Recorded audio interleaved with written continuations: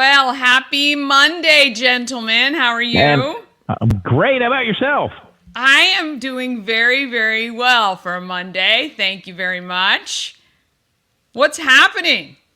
I actually saw Nicholas Walker actually carry a refrigerator over the Atlantic, through the Atlantic, up and over, down through, and then around to the Panama Canal, and back and forth, and He is unbelievable. When we were doing, he did a clothing. Oh my gosh, he got all these clothes donated that we were giving to veterans and charities here in Frederick several months ago or whatever. But there were, pallets and pallets of new clothing. He was carrying these things, I like no one I've ever seen in my life. Yeah. I have no idea how he does it. Yeah, he's a phenomenal human being. I didn't know you moved to Australia. Yeah, I lived in Australia from 2000 to 2007 before I came back home to Frederick. So yeah. She lost her Australian accent. Yeah, I did actually. An Australian accent. Yeah, my husband still got his kind of, but yeah, I lived there for 7 years. Loved it. Wow. But yeah. There you go. Is that where you met your husband? No, I met him here in the U.S. He was traveling here, and I was running tours out of Anaheim, California. Oh, okay. Yeah. You've been everywhere. How many states are you wanted in? Hey, let me just tell you. Let's see. I left Frederick in, the late 90s. I worked for 98 Rock in Baltimore for a while, so I was down there. Then I went to a radio station in San Diego, and then I came back, so...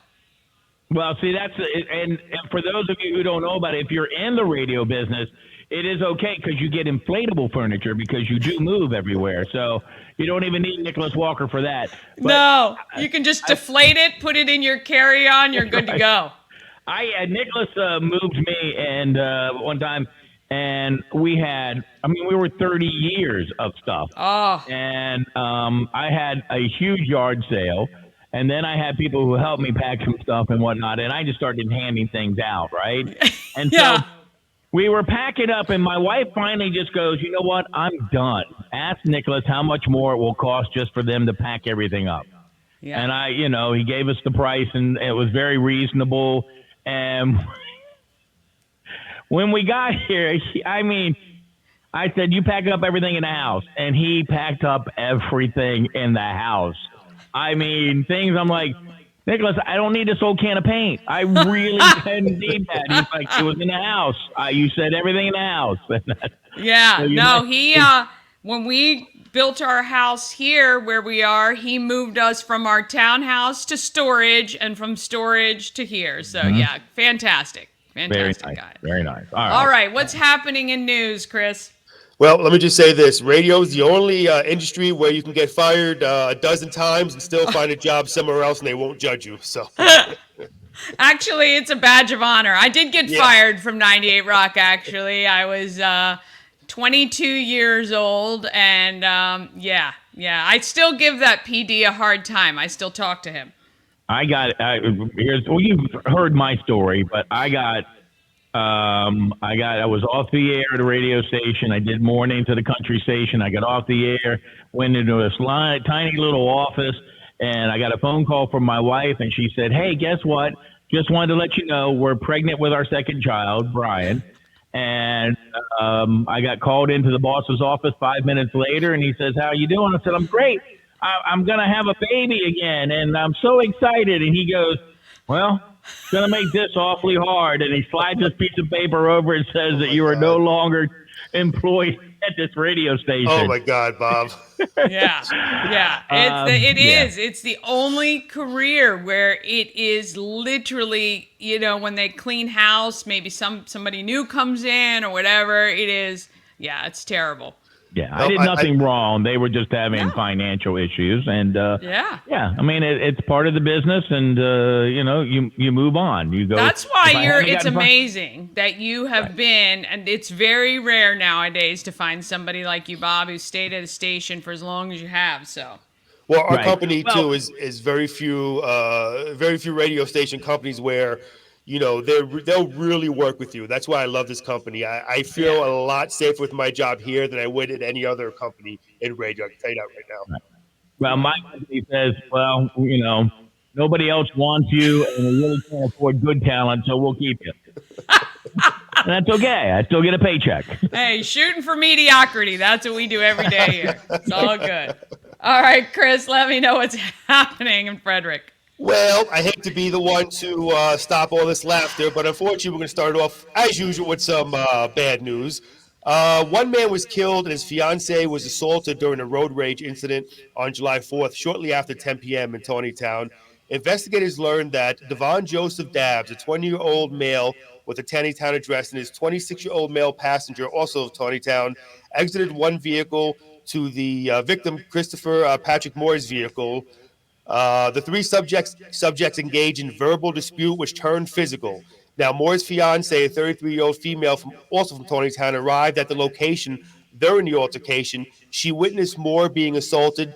She then exited her vehicle with her legally owned carried handgun. Moore's fiancee told the investigators that she announced that she had the handgun, hoping this would de-escalate the assault. Instead, unfortunately, Dabbs rushed at her, and a physical assault ensued for the possession of the firearm, resulting in Dabbs being shot in the left leg.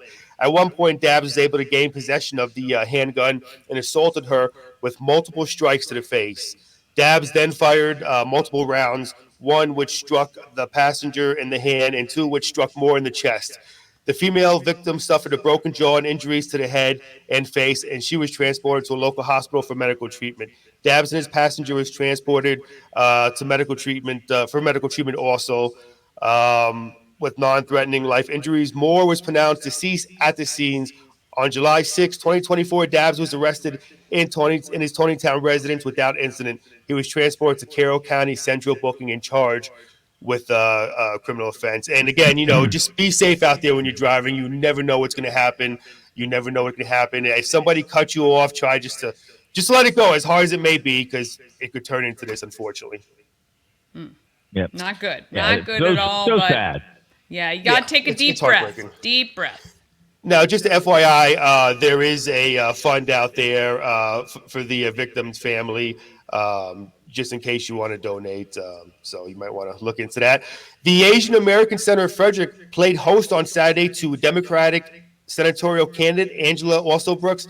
The current Prince George's County executive spoke with WFMD News during her visit, where she talked about her travels around Maryland and her campaign to become a U.S. Senator. Marylanders share so many of the cares and concerns, quoted Alsobrook, and being on the campaign trail has helped me to hear firsthand from them and to again reaffirm my faith and hope about the future of both our state and country, she said. Alsobrooks is facing Republican and former Governor Larry Hogan in the general election. Whoever wins will replace incumbent Senator Ben Cardin, who is retiring when his current term is up in 2025. And this is a subject that me and Bob talk about a lot on the Morning News Express. It's going to be a heck of a race between her and Hogan. It was upset that she actually took the Democratic nomination. And again, it's a lot of people are counting her out against Hogan, but it depends if the Republicans who actually don't like Hogan decide not to go out and vote for him. She might have a shot. So it's going to be interesting. Yep, absolutely. I'm just glad she found her way to Frederick. Yeah. We'd love to have her on the Morning News Express, too. That'd be great. Yeah. A secure portal has been launched by the Maryland Comptroller's Office to allow citizens to report business fraud. Comptroller Brooke Learman says the portal is located on the Comptroller's Office website and is a central point for citizens to provide information on suspected business tax fraud. This new portal is just another tool in our arsenal for closing the tax gap and encouraging voluntary compliance for individuals and businesses of our tax system. I mean, I like how they say voluntary compliance, right? But it's somebody, and how this is the only thing. So this is, I'm going to put on the devil's advocate hat. It's like Yelp reviews. How do you know your competitors aren't going in to report you just out of spite and nothing else? So I don't know how much I like these sorts of tattletale opportunities, but I don't know. One more sad thing to report. Detectives from the Montgomery County Department of Police Major Crimes Division are investigating, and I hate reading these, the death of a 3-year-old that occurred in Rockville on Friday, July 5th. At approximately 11:44 p.m., the Montgomery County Emergency Communications Center received a call for a missing boy. Rockville City Police responded to Elmcroft Court, where the child was found in the neighborhood pool. Oh, Rockville City. jeez. Yeah, I know. It's just so heartbreaking. Rockville City officers provided CPR to the boy, who was transported to an area hospital where he was pronounced dead. Montgomery County Police major crimes detectives were notified, and the investigation is ongoing. No foul play is suspected. And then again, that just it breaks my heart. Should have happened. Yep. Beautiful Yeah, 3-year-old boy. it's awful. Child. Awful. Yep. All right, take a look at weather. It is going to be hot, hot, hot for most of the week. Today, it's going to be a high of 96 with mostly cloudy skies, down to a low of 82 tonight. And taking a look at tomorrow, mostly cloudy skies with a high of 97, down to a low of 84. Now, I don't see any rain scheduled, but you never know. But as of right now, just mostly cloudy skies for today and tomorrow. And again, it's going to be hot, so make sure you stay hydrated. And I say this every single day, and I'll say it again. If you have pets, for crying out loud, please bring them inside. It's too hot for them. Yeah, is for sure. Absolutely. Well, good news for the Orioles out there. After getting really spanked on Saturday, yesterday, Heston Kjerstad hit a 3-run shot. Grayson Rodriguez had 8 strikeouts in 6 innings. The Orioles doubled up the Athletics yesterday by a score of 6-3, which is always a good thing. Nationals got beat yesterday by the St. Louis Cardinals by a score of 8-3. Now, good news is it's nice to see Urbana grad Trey Lipscomb back with the Nationals. He got called up on Saturday. He's kind of been back and forth all season long. He started at third base on Saturday and on Sunday in home games against the Cardinals. Congratulations going out to Brunswick and the Little League Softball State Tournament for 10 and 12-year-olds. They defeated St. Mary's by a score of 11-1 over the weekend. They'll advance to Tuesday's semifinals, which will take place as they'll take on Delmar at 6 p.m. Legion baseball yesterday, Mount Airy defeated Frederick 3-2 after Frederick FSK posts 11 scored in the top of the 7th to tie the game. Mount Airy Gold Star 191 won in the bottom of the inning. Tyler O'Brien had 2 hits for Frederick. And in FC Frederick, soccer has qualified for the NPSL Mid-Atlantic playoffs for the second time in 3 seasons. So congratulations going out to him. And Davis Thompson, real quick, won his first tournament, and a good one, the John Deere Classic, which he had the lowest score in John Deere Classic history, which will give him entry into the next 3 tournaments in the PGA, one of those being the Open Championship. Wow, across the pond. that's a pretty good day of golf. That is a great day of golf. My brother was down this weekend playing golf with my husband and my other brother, and yeah, they had quite the run. They played at Clustered on Saturday and Glade on Sunday, and the talking of smack amongst them is quite funny. So, I broke my ankle on Glade Valley Golf Course. Did you? Yes, I did. Bob, you had a lot of ankle breakings, man. I got tiny little ankles, man. Big fat body and tiny little ankles. That's the problem. I had,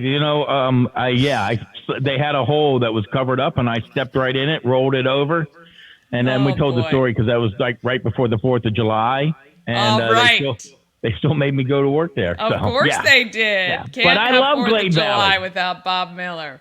Glade Valley was the old home course. Love Glade Valley. Yeah.